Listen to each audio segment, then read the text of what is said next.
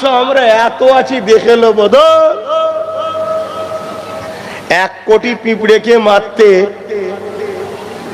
একটা মানুষেরই জন্য যথেষ্ট, ঠিক না বেটি?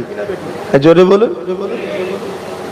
তুমি যদি সেই পিঁপড়ের থেকেও যদি দুর্বল হয়ে যাও তো তোমাকে মারতে সময় লাগে?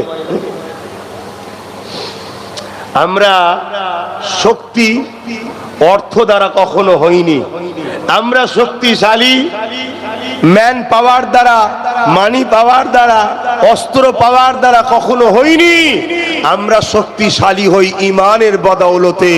আমাদের সেই ইমানকেই তো বার করে লিয়া হচ্ছে, দুই ভাবে বার করা হচ্ছে। একদল দাড়ি টুপির আড়ালে আমাদেরকে বেঈমান বানাচ্ছে, আর একদল আমাদেরকে দুনিয়ার খেলা মেলা, নাচ গান, সুদ ঘুষ, লোভ লালসা দিয়ে আমাদেরকে বেঈমান বানাচ্ছে। তা দুদিক দিয়ে তো আমরা শেষ।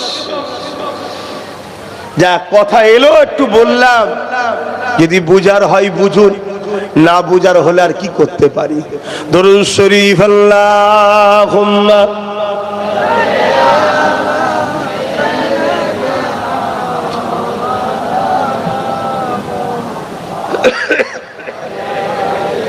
ও বাবা রে, বাবেরা, নওজওয়ান তরুণেরা, এ নবী পাকের প্রেমিকেরা, হযরত সাইয়্যিদুনা ইব্রাহিম আলাইহিস সালাম যখন ওই হযরত জিবরাইল আলাইহিস সালাম তখন মানুষের সূরা ধরে এসেছিল, তিনাকে বলতে লাগলো, ও আল্লাহ পাকের বান্দারে, আমি ওয়াদা করেছিলাম আমার গৃহপালিত পশু থেকে আপনাকে দিয়ে দিলাম। হযরত জিবরাইল আলাইহিস সালাম যখন চলে যাবার জন্য পা আগের দিকে বাড়ালেন, হযরত ইব্রাহিম আলাইহিস সালাম বলে উঠলেন, এ আল্লাহ পাকের বান্দারে, আরো একবার আমার রবের নামটা লাও, আরো একবার আমার মালিকের নামটা লাও।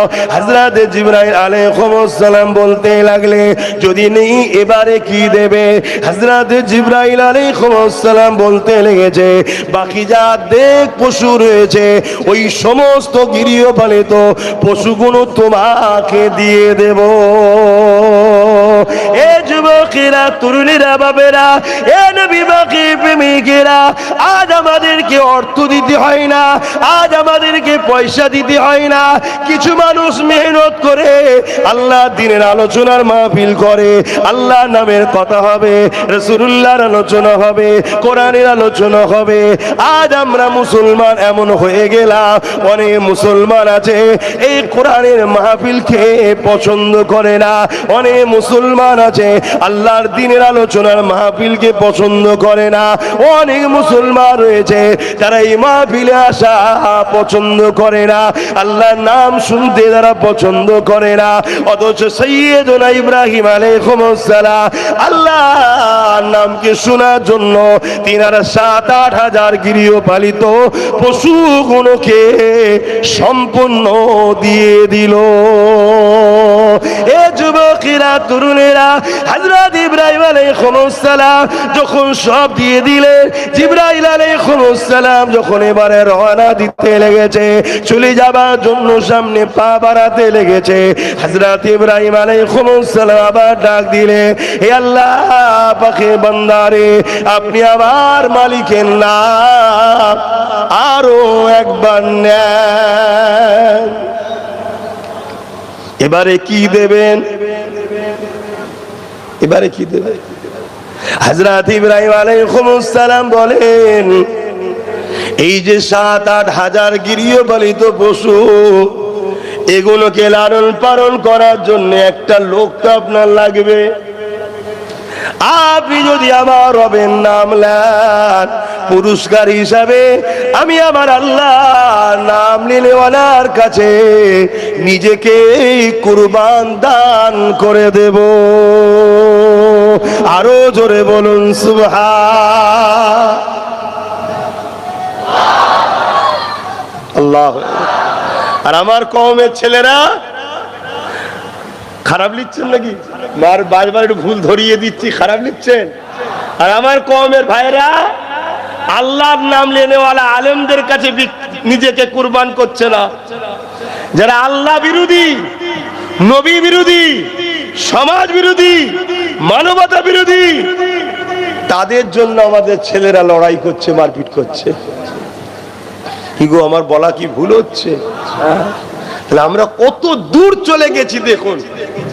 আর এই দূরে চলে যাওয়ার জন্যই আমরা পাওনা আজকে লাঞ্ছিত হচ্ছি, অপমানিত হচ্ছি, পদদলিত হচ্ছি, বেউজ্জতি হচ্ছি।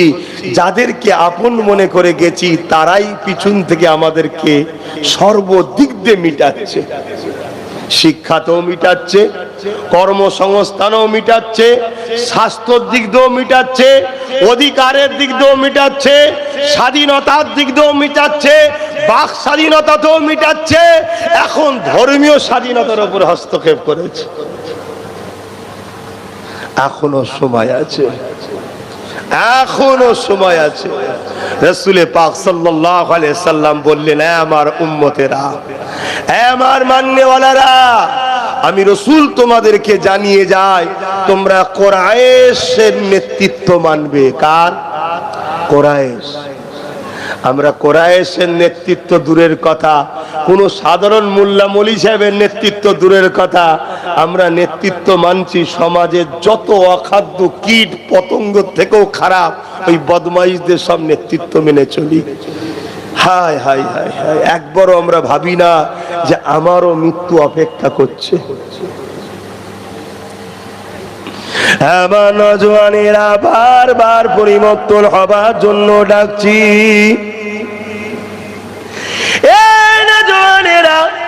এটা আমাদের ডিউটি, আপনাকে জানানো। এবার আপনি নেবেন কি নেবেন না ওটা আপনার ব্যাপার। আল্লাহ পাকের কাছে কিন্তু জবাব আপনাকে দিতে হবে। এ নওজওয়ানেরা, আল্লাহ পাক এই দুনিয়া আমাদের জন্য পরীক্ষা জায়গা করেছে। কাউকে গরিব বানিয়ে পরীক্ষা করবে, কাউকে ধনী বানিয়ে পরীক্ষা করবে, কাউকে বীমা দিয়ে পরীক্ষা করবে, কাউকে ধন দৌলত দিয়ে পরীক্ষা করবে, কাউকে সন্তান দিয়ে পরীক্ষা করবে, কারো আবার সন্তানকে কেড়ে নিয়ে পরীক্ষা করবে। মনে রাখবেন, আপনি জিহালি থাকেন না কেন, আপনার জিন্দগির একটাই মাকসাদ হবে, আমার স্রষ্টাকে আমাকে রাজি করতে হবে। যিনি আমাকে দুটো চোখ দিয়েছে, যিনি আমাকে দুটো কান দিয়েছে, যিনি আমাকে দুটো পা দিয়েছে, যিনি আমাকে আশরাফুল মখলুকাত করেছে, যিনি আমাকে জবানে কথা দিয়েছে, যিনি আমাকে জান জিন্দগি দিয়েছে, যিনি আমাকে আশরাফুল মখলুকাত বানিয়েছে, তিনি ইচ্ছা করলে আমাকে চতুষ্পদ জন্তু বানাতে পারতেন। তিনি না বানিয়ে আমাকে আশরাফুল মখলুকাত করেছে। এই দুনিয়ার কি আমার উপরে রাজি, ওটা আমার দেখার বিষয় না। দুনিয়া কি আমার উপরে বেজার, ওটা আমার দেখার বিষয় নয়। আমার দেখার বিষয় হবে আমার আল্লাহ পাক আমার উপরে রাজি না বেজার। আল্লাহ যদি বেজার হয় ওই কাজ আমাদেরকে করলে চলবে না, আল্লাহ যদি রাজি হয় ওই কাজ আমাদেরকে করতে হবে। এবারে আল্লাহকে রাজি করতে গিয়ে সেদিন যেমন নমরুদ রেগে গিয়েছিল ইব্রাহিম নবীর উপরে, সেদিন যেমন ফিরাউন রেগে গিয়েছিল মুসা নবীর উপরে, সেদিন যেমন রেগে গিয়েছিল আবু জেহেল উতবা সাইবা নবী সাহাবাদের উপরে, সেদিন যেমন রেগে গিয়েছিল হতভাগা আকবর মুজাহিদ আল পেসানির উপরে, তাই দুনিয়ার জমিনের কে আপনার উপরে রাগ করছে ওটা আপনাকে দেখলে চলবে না। আপনাকে একটা জিনিস দেখতে হবে, আমি আমার জীবন দিতেও রাজি আছি, আমি আমার স্রষ্টাকে নারাজ করতে রাজি না, আমি আমার জীবনের সব কিছু দিতে রাজি আছি, আমার খালেক, আমার মালিক, আমার আল্লাহকে আমি নারাজ করতে রাজি নয়। আরে আমাদের জিন্দগিটা কেমন, আর সাহাবাদের জিন্দগিটা কেমন ছিল। হযরতে বেলালকে যখন উমাইয়া জিজ্ঞাসা করতে লেগেছে, এ বেলাল রে, শুনলাম নাকি তুমি মুহাম্মাদের দ্বীনকে মেনে নিয়েছো, আল্লাহকে আল্লাহ বলে মুহাম্মদ রাসূলকে রাসূল বলে মেনে নিয়েছো। এ বেলাল, শুনলাম নাকি তুমি আমাদের দলটা ছেড়ে দিয়েছো। ওই সময় বেলাল হুজুর চিন্তা করতে লাগলো, আমি যদি বলি সত্য কথা, এই উমাইয়া জালিম আমাকে মেরে ফেলবে, এ আমাকে জানে মেরে দেবে, এ আমার উপরে অনেক জুলুম করবে। আর যদি আমি মিথ্যা কথা বলি, আমার আল্লাহ পাক আমার উপরে নারাজ হয়ে যাবে। ওই সময় বেলাল হুজুর চিন্তা করতে লাগলো, আমি আমার জানকে বাঁচাবো না আল্লাহকে নারাজ করব। বেলাল হুজুর ফাইসাল্লা করে নিল, এই জান তো একদিন চলে যাবে, কিন্তু আল্লাহকে নারাজ করা যাবে না। তাই জান যাই যাক, আমার আল্লাহকে আমি নারাজ করব না। তাই বেলাল হুজুর উমাইয়ার সামনে কালেমা পড়তে লেগেছে, আশহাদু আল্লাহ ইলাহা ইল্লাল্লাহ ওয়া আশহাদু আন্না মুহাম্মাদা আবদুহু ওয়া রাসূলুহু। এ উমাইয়া শুনে রেখে দাও, আমি আল্লাহকে আল্লাহ বলে, মুহাম্মদ রাসূলকে রাসূল বলে ইমানের কালেমা পড়ে নিয়ে মুসলমান হয়ে গেছি। আরো জোরে বলুন সুবহান।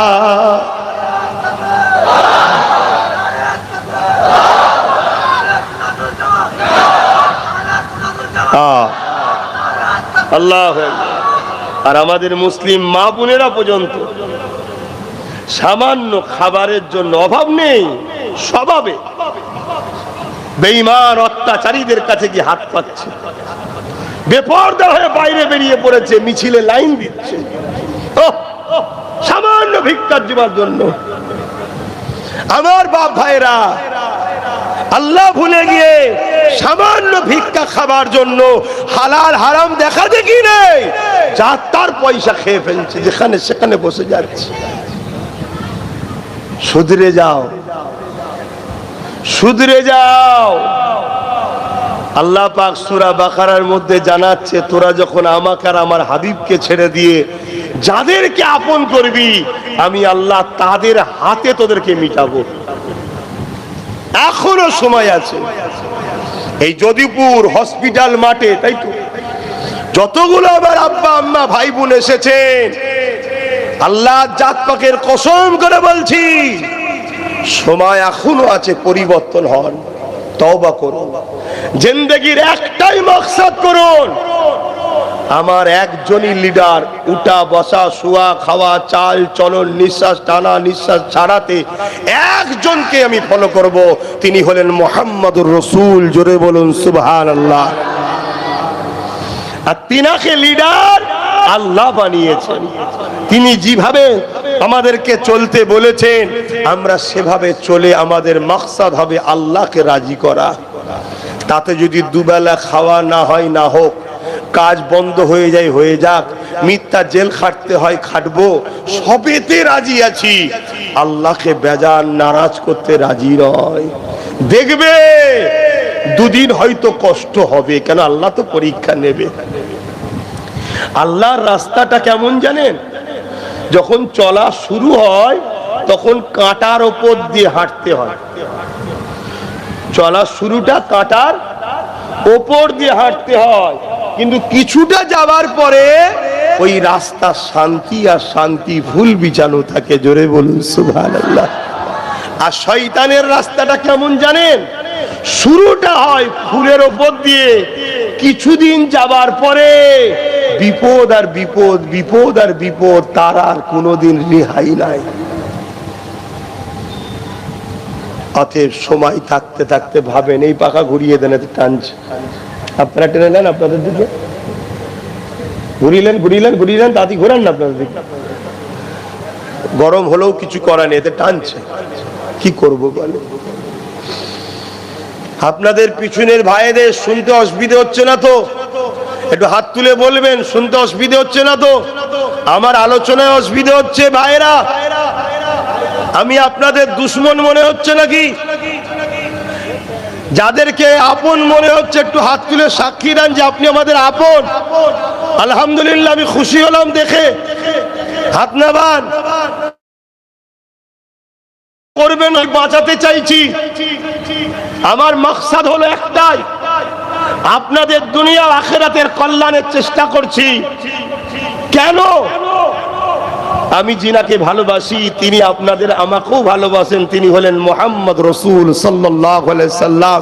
সেই নবীর উম্মত, উম্মতি আমরা, তাই বাঁচাবার চেষ্টা করছি। তাই আমার কথা একটু মন দিয়ে শুনুন, বোঝার চেষ্টা করুন। কি পরীক্ষা নিয়েছিল আব্বাজান ইব্রাহিম আলাইহিস সালামকে, ভাবতে পারছেন? এতে গো ভয়ানক পরীক্ষা আল্লাহ বানিয়ে নিলেন। এনে জওয়ান তরুণেরা, সংসার জীবন শুরু হয়ে গেল। আমাদের হাজেরা হুজুরের সঙ্গে নিকাহ বিবাহ হয়ে গেল। দীর্ঘদিন যেতে লেগেছে, কোনো সন্তান হচ্ছে না। আল্লাহ পাকের কাছে দোয়া চাইতে লেগেছে। 90 বছর পার হয়ে যাবার পর আল্লাহ পাক হযরত ইব্রাহিম আলাইহিস সালামকে একটা সন্তান দান করলেন, যিনার নাম হলো হযরত ইসমাঈল আলাইহিস সালাম। সন্তান তো নয়, আল্লাহ পাকের নবী সন্তান দিয়েছে। দুনিয়ার উদাহরণ কি দিয়ে দেবো নবীদের, কারণ নবীদের সঙ্গে কোনো জিনিসের উদাহরণ হয় না। তথাপি আমাদের কাছে সব থেকে প্রিয় সুন্দর বলতে আমরা চাঁদ বুঝি, তাই চাঁদকে দিয়ে বুঝায়। আমাদের হাজেরার কোলে যেন আল্লাহ আকাশের চাঁদকে নামিয়ে দিয়েছে।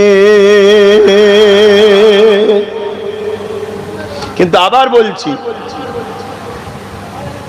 নবীদের কদমের সাথেও চাঁদের তুলনা করা যায় না। চাঁদের থেকেও নবীদের কদমের দাম অনেক বেশি, অনেক সুন্দর। জোরে বলুন সুবহানাল্লাহ। কিন্তু একটা জিনিস উদাহরণ না দিলে আপনারা সাধারণ মানুষ তো বুঝবেন না। তা আমরা সাধারণ মানুষ বুঝি চাঁদ হলো সুন্দর, তাই চাঁদকে দিয়ে বুঝালাম। কিন্তু নবীদের সঙ্গে কোনো জিনিসের তুলনা কেন? প্রত্যেকটা নবীরই সম্পর্ক আল্লাহর জান্নাতের সাথে। জোরে বলুন সুবহানাল্লাহ। আর আমার নবী পাক সাল্লাল্লাহু আলাইহি সাল্লাম তো সমস্ত নবীদেরও সরদার। জোরে বলুন সুবহানাল্লাহ। তেনার তো তুলনাই হয় না। বাবেরা, নওজোয়ান তরুণেরা, আম্মাজান হাজেরা হুজুরের কোলেতে আল্লাহ পাক ইসমাঈল আলাইহিস সালামকে দিয়ে দিলেন। এ নওজোয়ান তরুণেরা, আম্মাজান হযরত হাজেরা আলাইহিস সালাম বাচ্চাকে নিয়ে বড় খুশি করছেন। আল্লাহ পাকে শুকরিয়া আদায় করতে লেগেছে। ইব্রাহিম আলাইহিস সালামও বড় আনন্দ করতে লেগেছে, আল্লাহ পাকে শুকরিয়া আদায় করতে লেগেছে। কয়েকদিন যেতে না যেতে আল্লাহ পাক পরীক্ষা শুরু করে দিলে। কি পরীক্ষা শুরু করলে? এ হযরত ইব্রাহিম, তোমার স্ত্রী আর তোমার বাচ্চাকে ওই পাথর মরুভূমির জায়গায় রেখে আসো, যেখানে বর্তমান আজকে কাবা শরীফ রয়েছে, যে জায়গায় আমরা 5 লাখ 10 লাখ টাকা খরচ করে যেতেছি। এ মাল্লা জমিনের হাজী সাহেবেরা, যে জায়গায় আপনারা কত মেহনতের পয়সা দিয়ে 5 লক্ষ 10 লক্ষ টাকা খরচ করে যেতেছে, আজ ওখানে ঘর রয়েছে, বাড়ি রয়েছে, কাবা শরীফ হয়েছে, আজ ওখানে খাদ্যের ব্যাপার রয়েছে, আজ ওখানে পানি পাওয়া যায়। কিন্তু যেদিন আল্লাহ পাক ইব্রাহিম আলাইহিস সালামকে বলেছিলেন ওই জায়গায় যে রেখে দিয়ে আসো, ওই দিন ওই জায়গায় কোনো বাড়ি ছিল না, ওই জায়গায় কোনো বসতি ছিল না, ওই জায়গায় সেদিন কোনো মানুষ ছিল না। মানুষ তো দূরের কথা, কোনো জীব জন্তু ছিল না। ওই জায়গায় খাদ্য তো দূরের কথা, কোনো পানিরও ব্যবস্থা ছিল না। পাথর পাহাড় বালির এলাকায় আব্বাজান ইব্রাহিম আলাইহিস সালামকে আল্লাহ পাক জানিয়ে দিলে, ইব্রাহিম, তোমার কাছে তোমার স্ত্রী বেশি প্রিয়, সন্তান বেশি প্রিয় না, আমি আল্লাহ বেশি প্রিয়। এই পরীক্ষা নিবার জন্য আল্লাহ পাক জানিয়ে দিলেন, ইব্রাহিম রে, ওই নির্জন জায়গাতে পানিহীন, খাদ্যহীন, বসতিহীন মানুষ যেখানে নাই, ওই জায়গাতে তোমার স্ত্রী, তোমার বাচ্চাকে রেখে আসো। ইব্রাহিম আলাইহিস সালাম কেন আল্লাহ প্রশ্ন করলো না? শোনার সাথে সাথে বললেন, লাব্বাইকা ইয়া আল্লাহ, আমি হাজির। আমার দিলে আপনার আগে কারো প্রেম না।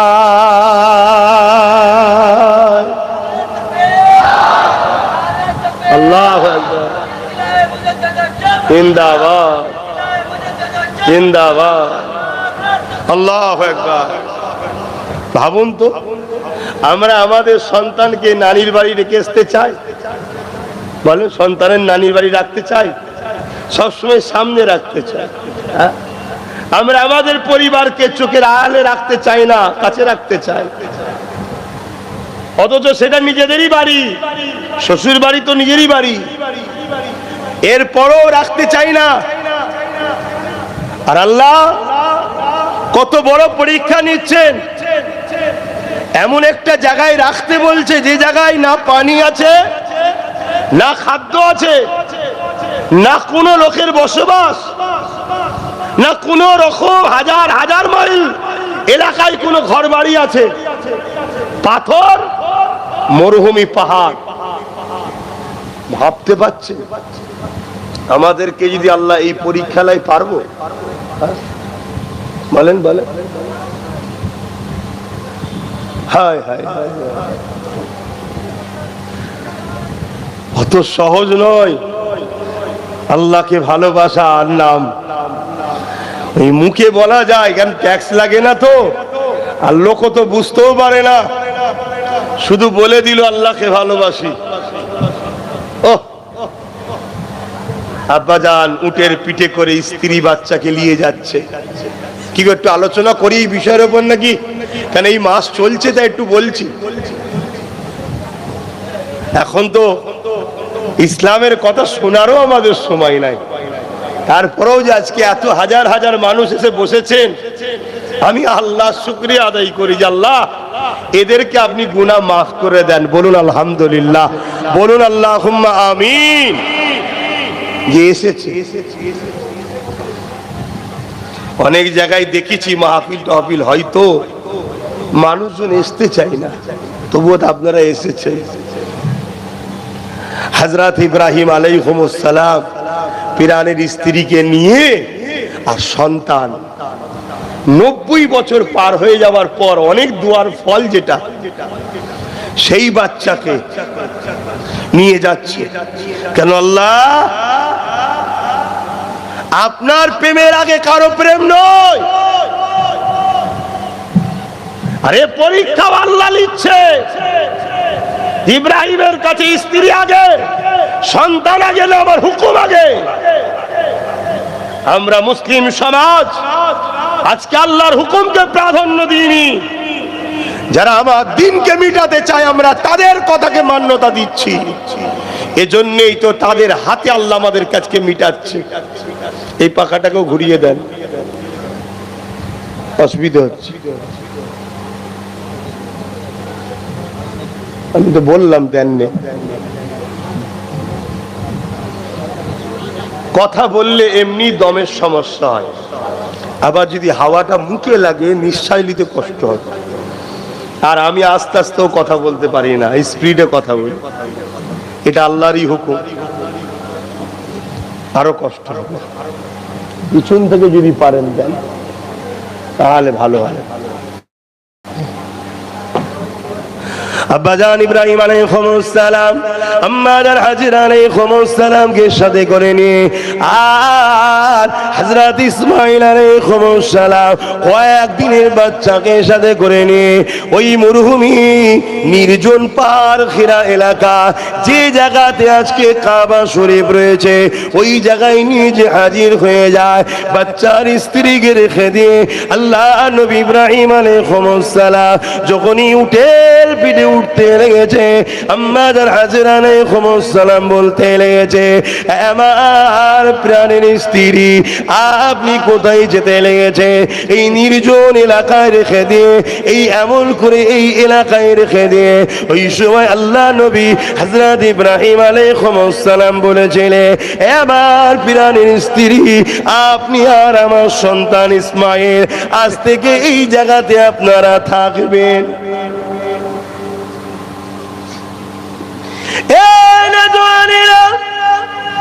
এই পরীক্ষাটা শুধু ইব্রাহিম আলাইহিস সালামের নয়, এই পরীক্ষাটা আম্মা হাজেরারও ছিল। আজকে যদি আমাদের মায়েদেরকে, আমাদের বেটিদেরকে আল্লাহর হুকুমে কোনো জায়গায় রেখে আসা হয় বা আল্লাহর হুকুমের কোনো বিধানের কথা শোনানো হয়, আমাদের মায়েরা তো শুনতে চায় না, আমাদের বেটিরা তো শুনতে চায় না। এ আমার আম্মা বোনেরা, আল্লাহ পাকের বিধান হলো প্রতিটা নারী পর্দার মধ্যে থাকবে। তারা তাদের রূপ সৌন্দর্যকে বেগানা পুরুষের সামনে খুলে বেরোবে না। যদি প্রয়োজন হয় বেরোবার, তারা নিজেদেরকে ঢেকে বেরোবে। সেটা কোনো বড় চাদর দিয়ে হোক বা এমন করে বোরখা দ্বারা হোক, যাই হোক না কেন আপনাকে ঢেকে বেরোতে হবে। যদি আজকে আমার মা বোনেরা বোরখা পরে, ওই বোরখাটা এত নোংরা, ওই বোরখা পরার থেকে না পড়লে মনে হয় পাপ কম হতো। আজ ভুল হচ্ছে নাকি? একটু বলুন, হচ্ছে না হয়নি? আমার মায়েরা শুনবে, আমাদের বোনেরা আমাদের কথা শুনবে। আজকে আস্তে আস্তে রাস্তায় এক জায়গায় দাঁড়িয়ে একটুখানি নাস্তা করলাম, কেন সেই বেরিয়েছি দুপুরে, এবং নিজের প্রয়োজনও থাকে ফাঁকে যাবার, সাথের লোকেরাও আছে। হুজুর যদি না খাওয়ায়, সাথের লোকেরাও বলবে হুজুরটা কুঞ্জুস, হুজুর টাকা বাঁচাচ্ছে।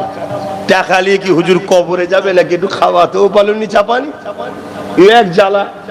তো যাই হোক, তা নেবেছি, আবার পরে বসে আছি ৫-৬টা, হালকা বয়সের হবে, 12, 13, 14 বছরের মেয়ে হবে, 5-6টা পুরুষ, তাদের সাথে কেউ নেই।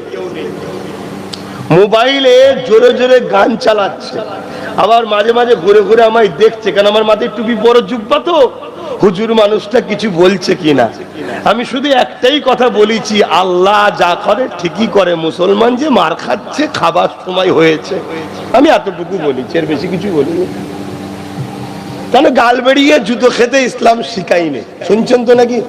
সব জায়গায় ধর্মের কথা, দিনের কথা শোনাতেও ইসলাম নিষেধ করেছে। যখন তোমার কথা কেউ নেবে না, তার কাছে তোমাকে দিন শোনাতে হবে না, কেন তাহলে দিনটা হকারি টাইপের হয়ে যাবে। দিনের গুরুত্ব আছে না? নয়? হ্যাঁ, যেমন আমাদের সমাজে হকারি দিন প্রচারক বেরিয়েছে, হকারি টাইপের হয়ে যাবে। তা আমি যেটা বুঝাতে চাইছি, তাহলে সমাজ কোথায়? ওইটুকু বাচ্চা বাচ্চা মেয়ে 5-6 জন, তাদের সঙ্গে ছোট ছোট আছে, আবার পুরুষ তো কেউ নাই, আবার তারা মোবাইলের জোরে জোরে গান চালাচ্ছে, আবার ফিক ফিক করে হেসে হেসে হুজুরটাকে দেখছে, মৌলী সাহেবটা কিছু বলছে নাকি। কাল যদি এদের ওপরে 2-4টে পশু ঝাঁপিয়ে পড়ে ছিন্ন বিচ্ছিন্ন করে দেয় ইজ্জত গুলো নিয়ে, তখন তো আমরা রাস্তায় নেমে আন্দোলন করবো। কিন্তু বলেন, এরা কি ছিন্ন বিচ্ছিন্ন হওয়ার পাওনাদার নয়? কথা বলেন। ওহ, সমাজ কোথায় যাচ্ছে? একটা মুসলিম মেয়েরা ফটো তুলে ফেসবুকে ছাড়ছে। এ আমার বোনেরা, দূরে কাছে সোশ্যাল মিডিয়ায় সেখানেই শুনছো। কাল তো হতে পারে তোমার 5টা সন্তান কি একটা সন্তান যদি আল্লাহ দেয়, আর সন্তানটা যদি কোনোদিন বাই চান্স যদি হাফেজ আলেম হয়েও যায়, তোমার এই ফেসবুকের ছবিটা তো রয়ে যাবে। মৌলী সাহেব ছেলেকে তো বলবে, এই দেখ তোর মায়ের ছবি, এই দেখ ফেসবুকে ঘুরছে। তোমার জন্য তোমার বাচ্চার মাথাটা হ্যাট হবে না? হবে না? হ্যাঁ, তোমার তো আখেরাত যা হচ্ছে হচ্ছে, তোমার জন্য তোমার বাচ্চাটার কি হলো? হ্যাঁ, একটু বোঝেন। এ দুনিয়া রং তামাশাই নেচে লাভ নেই। শুনেছি আমেরিকা নাকি খুব মডার্ন, শুনেছি আমেরিকা নাকি বড় অর্থশালী দেশ, শুনেছি নাকি আমেরিকা সুপার পাওয়ার, শুনেছি নাকি আমেরিকা পৃথিবীর দাদা, শুনেছি নাকি আমেরিকাতে অনেক অর্থ আছে, আমেরিকার লোকেরা নাকি গরিব নয়। শুনেছি, এটাও শুনেছি আমেরিকাতে প্রতি 1 সেকেন্ডে রেপ হয়, খুন হয়। আমেরিকাতে ডিভোর্সকে রুখা যাচ্ছে না, আমেরিকাতে খুনকে রুখা যাচ্ছে না, আমেরিকাতে দুর্নীতি রুখা যাচ্ছে না, আমেরিকাতে রেপ রুখা যাচ্ছে না, এটাও শুনেছি। কিন্তু শুনে রাখো, আমার মদিনাওয়ালার শহর মদিনা শরীফ, সেখানেও ধনী সবাই, কিন্তু কোনোদিন কোন নারী ইফটিজিংও হয়নি, রেপ তো অনেক দূরের কথা। জোরে বলুন সুবহানাল্লাহ, আরো বলুন সুবহানাল্লাহ। অতএব রসুলের আদর্শের বাইরে যেও না, নবীর আদর্শের বিকল্প কিছু নাই। অতএব আমার মা বোনেরা, তোমাদের জন্য সব থেকে উত্তম মডেল হলো নবীর হাতে তৈরি করা খাতুনে জান্নাত ফাতেমা জাহরা আম্মা জান হলেন তোমাদের জন্য সব থেকে উত্তম মডেল। তিনাকে ফলো করো, তিনার জীবনী পড়ো, স্বপ্ন বড় দেখি আমরা খাতুনে জান্নাতের সঙ্গে জান্নাতে যাব। স্বপ্ন আমরাও বড় দেখি, ইমাম হাসান হোসাইন হুজুরদের সঙ্গে জান্নাতে যাব, আর আমাদের কাজ কাম 100-র মধ্যে 99টা আবু জেহেলের সঙ্গে জাহান্নামে যাবার মতো। তাহলে শুধু স্বপ্ন দেখলে হয় না, বাস্তবে রূপ